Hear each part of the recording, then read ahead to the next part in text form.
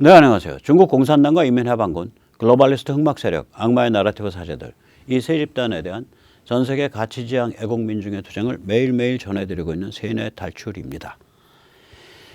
어저께 제가 잠시 말씀드렸는데, 지금 윤석열 회기, 이거를 어떻게 우리가 해석할 거냐.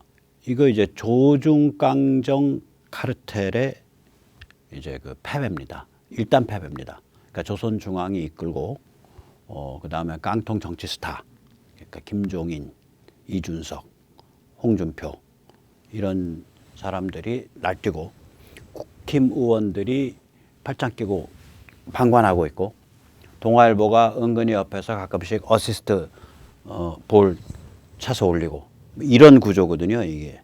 그 구조로 윤석열을 2달을 팬 거예요. 그게 이번에 일단 정리가 된 겁니다.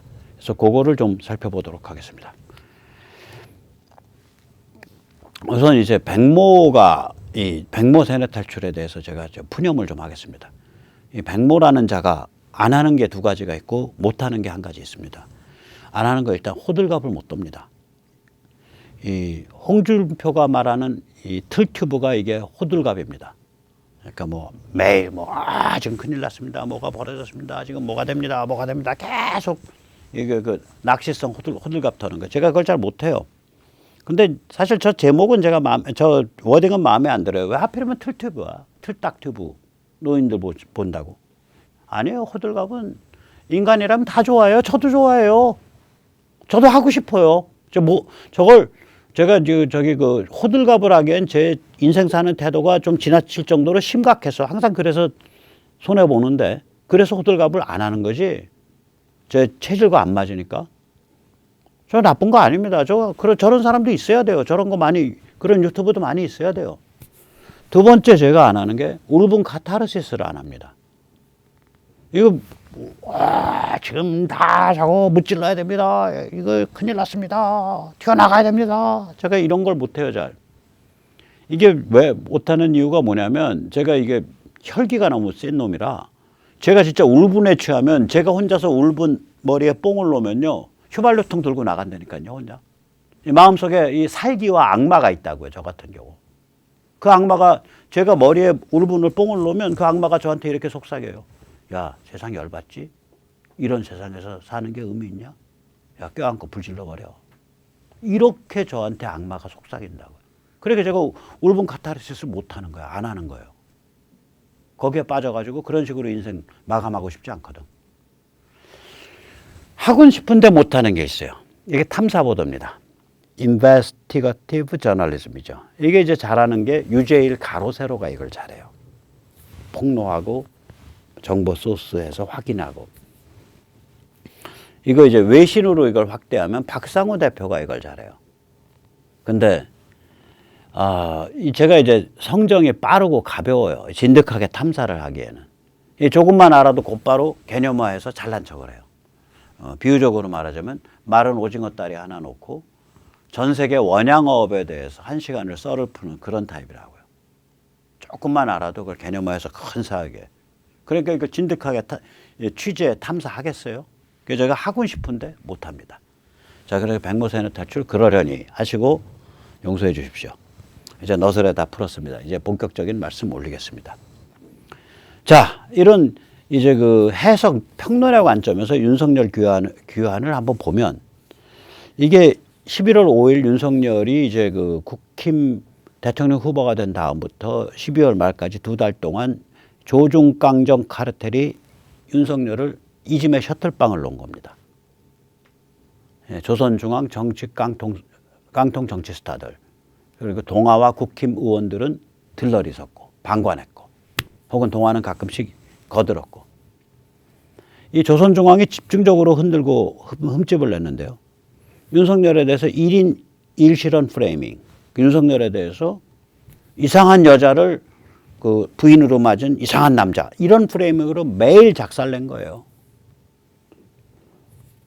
윤석열이 광주에 가서 저도 어쩔 수 없어서 국힘을 선택했습니다. 이거 광주에 가서 그 얘기 해야지.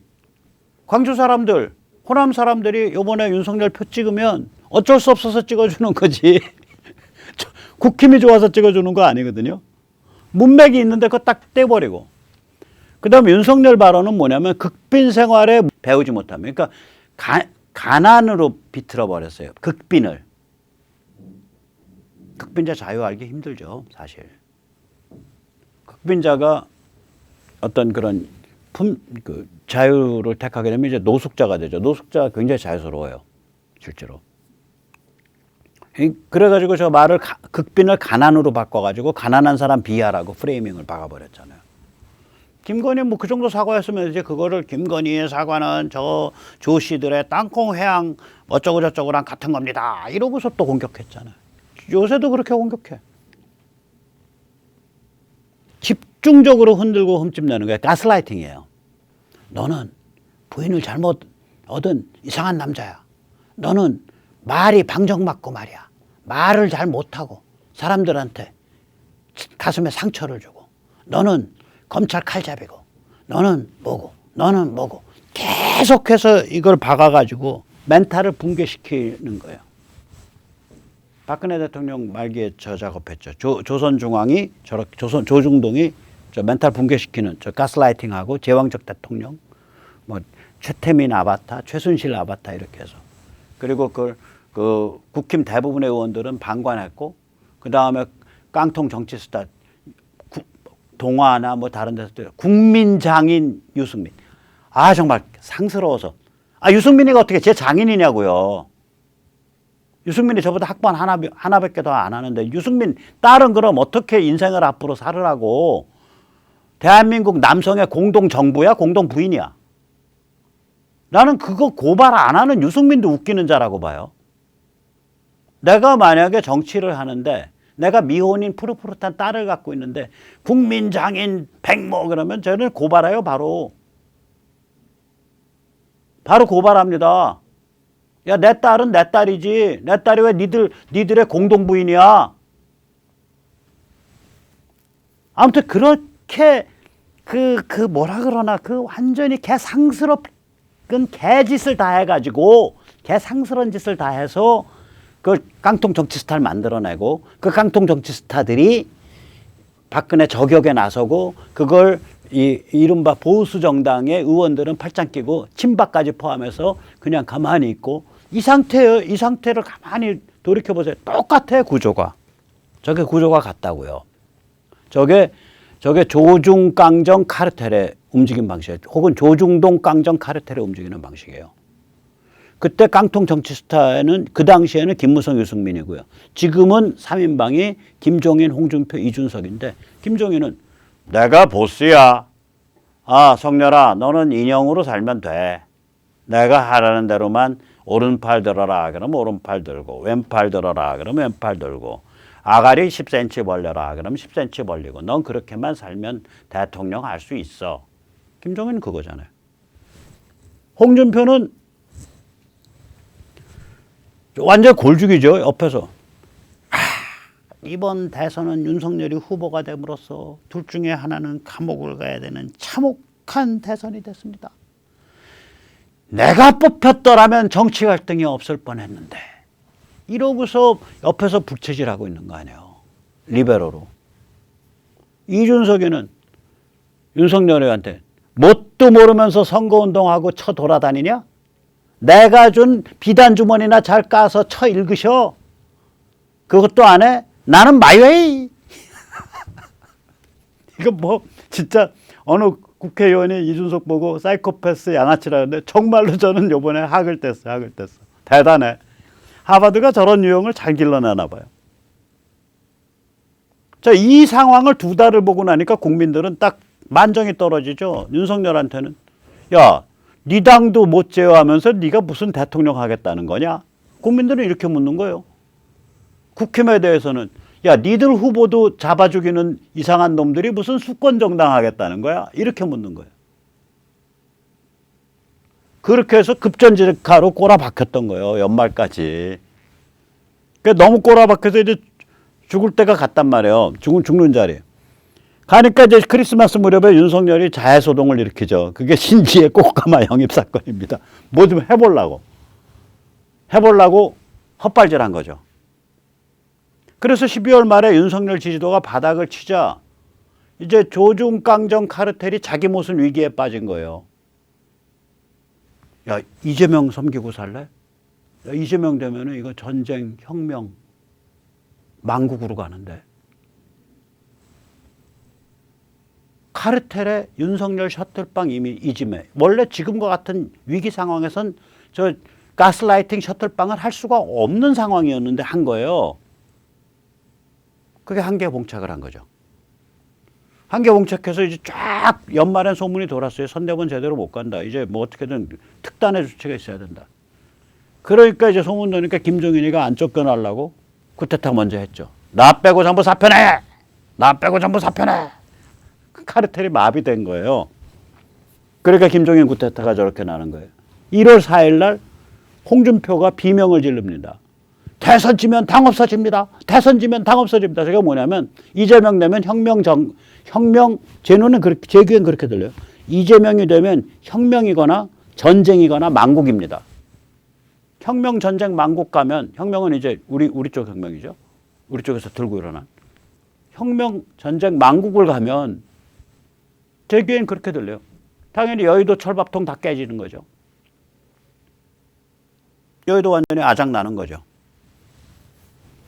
그러니까 대선이 지면 당이 없어지는 게 아니라 대선이 지면 피바다, 참혹한 전쟁 혹은 여의도가 없어집니다. 이렇게 돼야지 저게. 홍준표가 비명을 지른 거예요. 저게 이제 저게 조중강정 카르텔이 이제 한계에 부닥친 자체 발작이에요.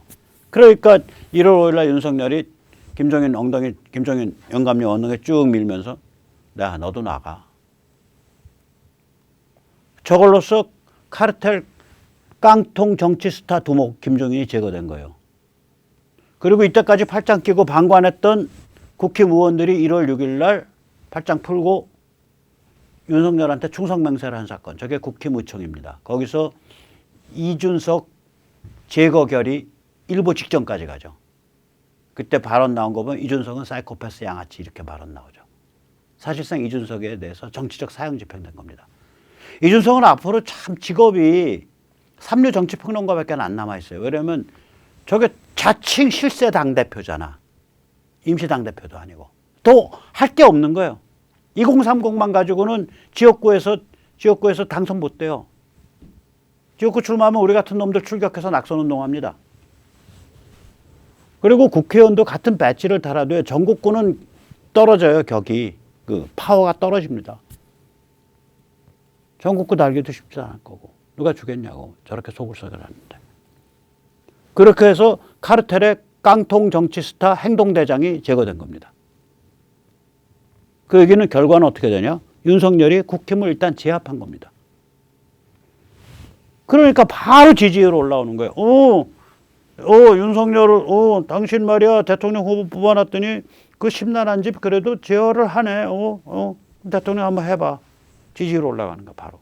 제가 계속 말씀드리잖아요. 저거 국힘을 제어를 해야 윤석열은 지지율이 올라가요.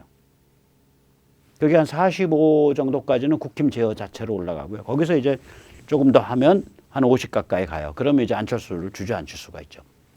안철수는요.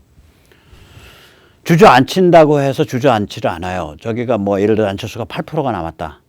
안철수 주저앉으면 8% 몽땅 다 윤한테 오냐? 안 옵니다. 4%는 투표를 안 해요. 4%만 와요. 그러니까 안철수 지지율 전체를 그냥 합산하면 안 돼요. 절반만 합산해야 돼요. 나머지 절반은 이재명한테 못 가고 주저앉게 된다고요. 그래서 한 50 가까이 자력으로 가야 돼요. 윤 후보가. 다자구도에서 50 가까이.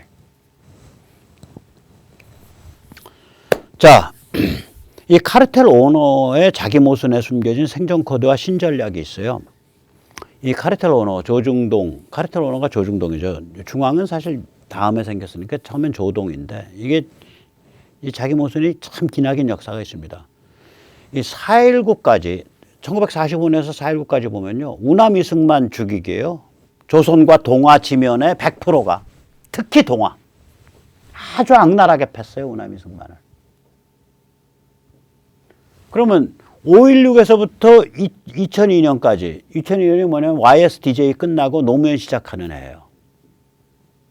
박정희 죽이기예요. 1960년에서 2002년까지 40년 동안 조선 동화 그리고 나중에 중앙 비교해 보세요. 계속 박정희 띄우는 것보다 박정희 죽이기가 훨씬 많습니다.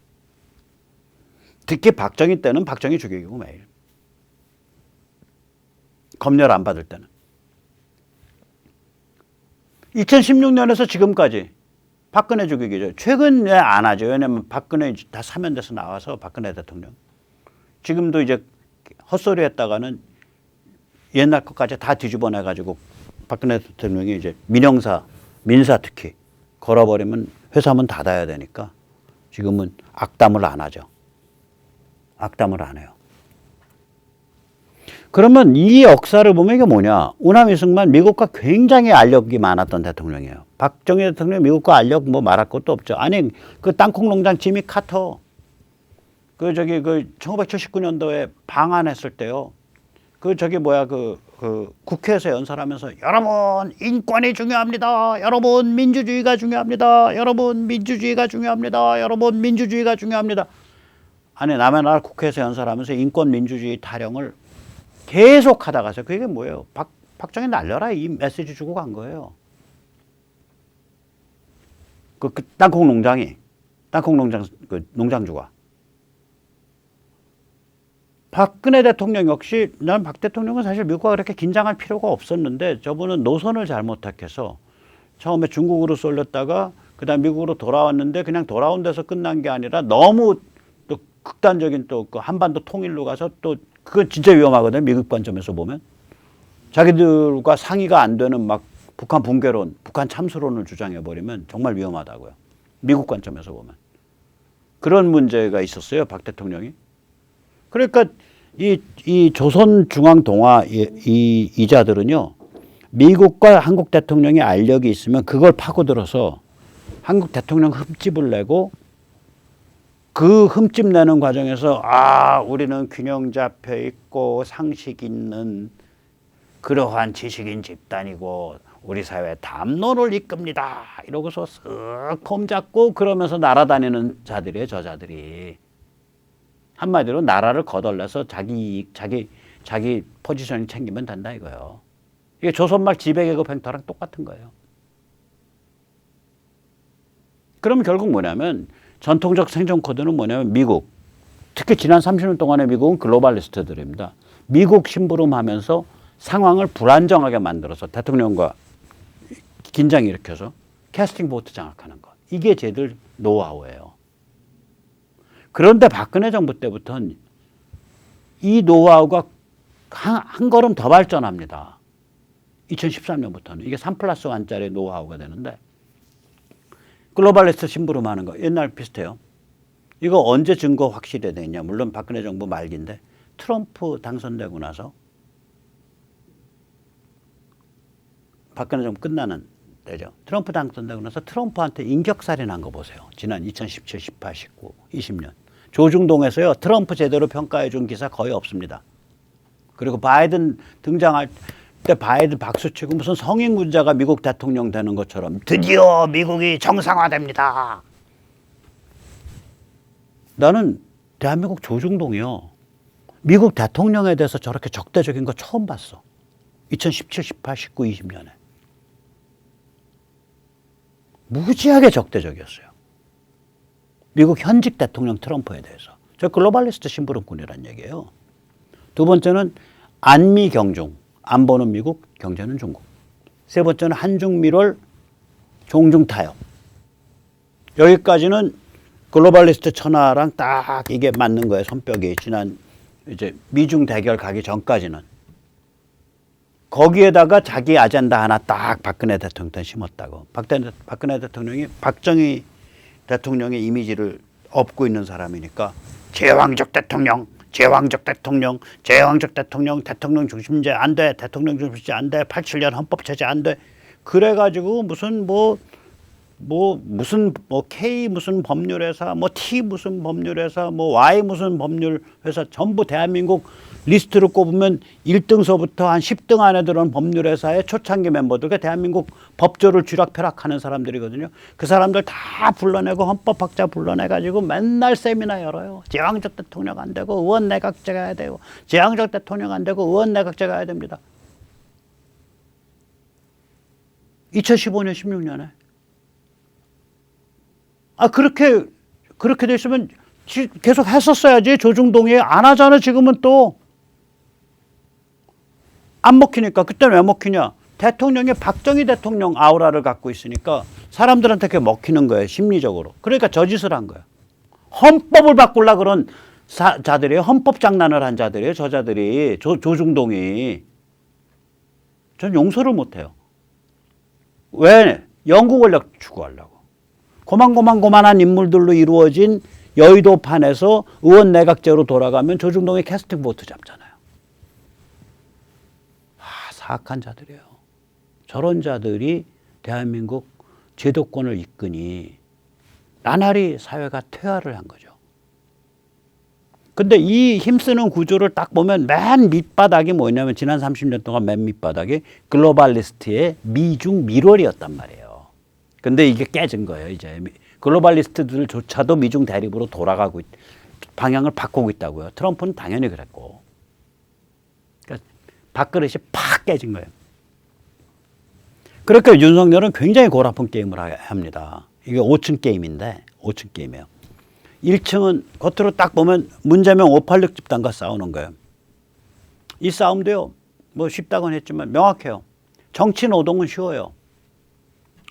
그런데 이게 어려운 게 뭐냐면 이거라. 역사 해석, 담론, 개념, 내러티브, 밈, 문화예술. 왼쪽에 저쪽 애들이 다 장악하고 있잖아요. 그래서 저거 힘들어요. 그 다음에 지하 1층. 지하 1층은 중국 간첩, 북한 간첩이죠. 베이징 커넥션, 평양 커넥션. 지하 2층 딱 가면 국힘이 말을 안 들어요. 국힘이. 이번에도 1월 6일 최종 순간까지 11월 5일부터 1월 6일 사이에 국민의힘 의원들 어디 가서 처자빠져들 계셨시오? 노는 꼴 보면 몰라? 선수들? 11월 한 20일쯤에 이준석 날리겠다고 결의했어야지. 그걸 1월 6일까지 질질 끌은 거 아니요? 웬만한 사람 같으면 가스라이팅 당해갖고 이거 멘탈 붕괴한다고. 윤도 멘탈 붕괴할 뻔했죠. 그게 신지의 꽃가마 영입 사건이에요.